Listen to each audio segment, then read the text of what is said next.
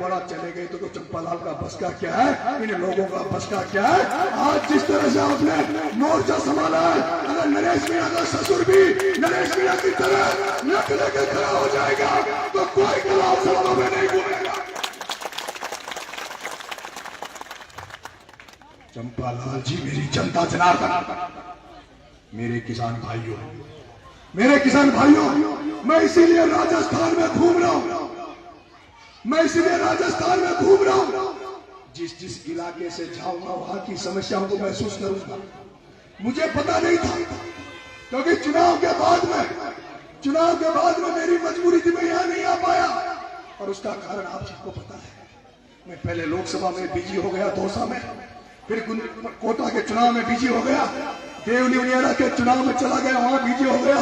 और जो लोग ये कहते हैं ना, तो चंपालाल जी कह रहे थे कि नरेश छबड़ा चुनाव लड़े, नरेश को अटकती नहीं है कहीं भी, नरेश को कहीं नहीं अटकती।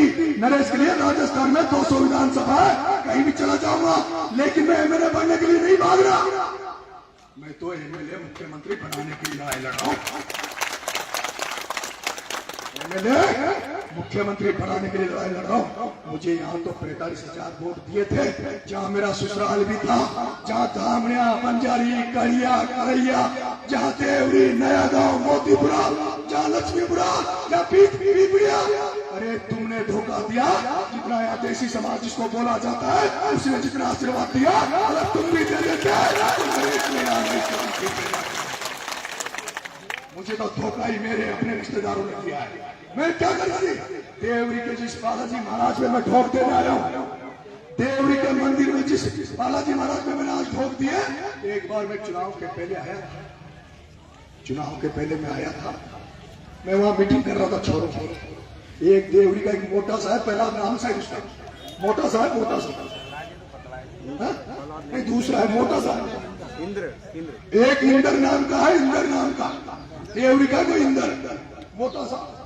वो पहुंच गया मंदिर में, नरेश जी ये क्या ही कर रहे थे, मैंने मीटिंग कर रहे थे, छोड़ा नहीं सुखाए हो वो मन की काय तो हो गई सही।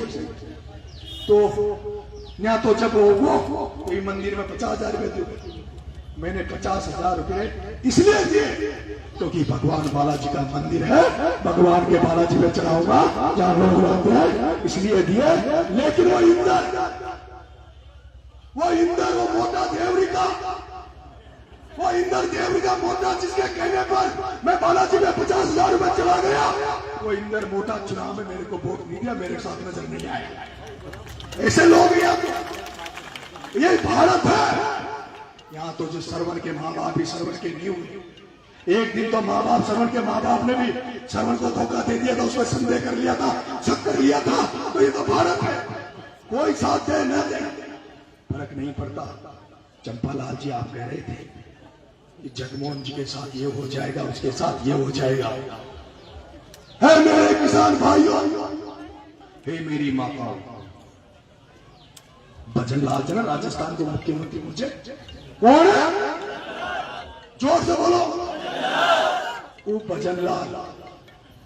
भजनलाल की बीपी बढ़ गई जी, जितना देर वो जेल में रहो ना, जब तक वो भजनलाल की बीपी बढ़ी नहीं बढ़ी, और वो कोई अच्छा जब तक जेल में रहोगे, जब तक राजस्थान में आग लागती रहेगी।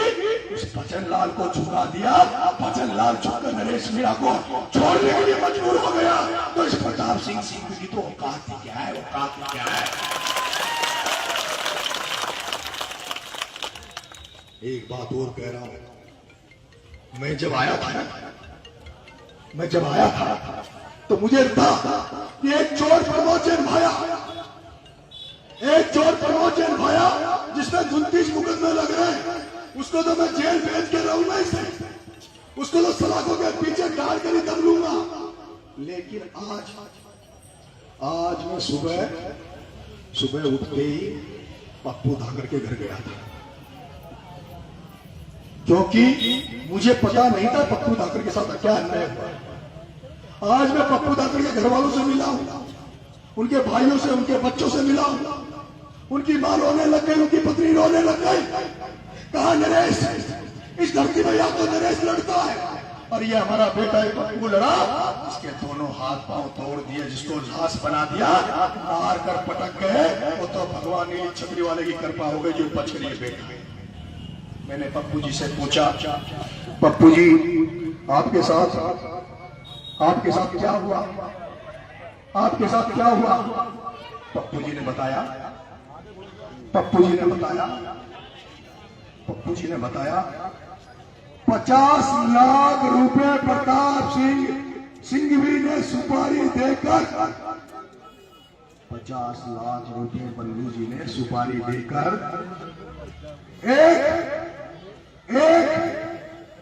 एक सरपंच के द्वारा पप्पू धाकड़ को मरवाने का काम किया था। मैंने पूछा, तुम धाकड़ समाज के लोगों ने मीटिंग करी थी, मैंने मेरे माँ बाप को कहा था कि मेरे को जेल छुड़ाने की जरूरत नहीं है, मुझे छुड़ाने की जरूरत नहीं है। सबसे पहले तो उस पप्पू धाकड़ जो किसान का बेटा है, वो किसान का बेटा मेरी तरह संघर्ष कर रहा, लड़ रहा है, उसको न्याय की जरूरत है, उसको मिल गया। मेरे माँ बाप भी मिलने गए, मेरे ससुर साहब भी मिलने गए। मैंने मेरे ससुर साहब से कहा था कि इतनी ताकत लगा दो पप्पू धाकड़ की मदद करने में कि धाकड़ समाज कह दे कि हमने तो नरेश मीणा को पहचान नहीं पाए थे, लेकिन आज हमें पहचान हो रही है कि नरेश के मानने वाले मीणा समाज ने हमें कैसा साथ दिया।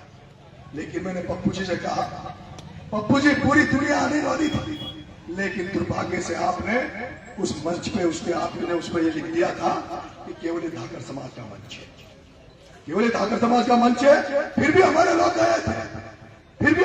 गए थे, लेकिन अगर वो ये मंच नहीं लिखते, सर्व समाज लिख देते।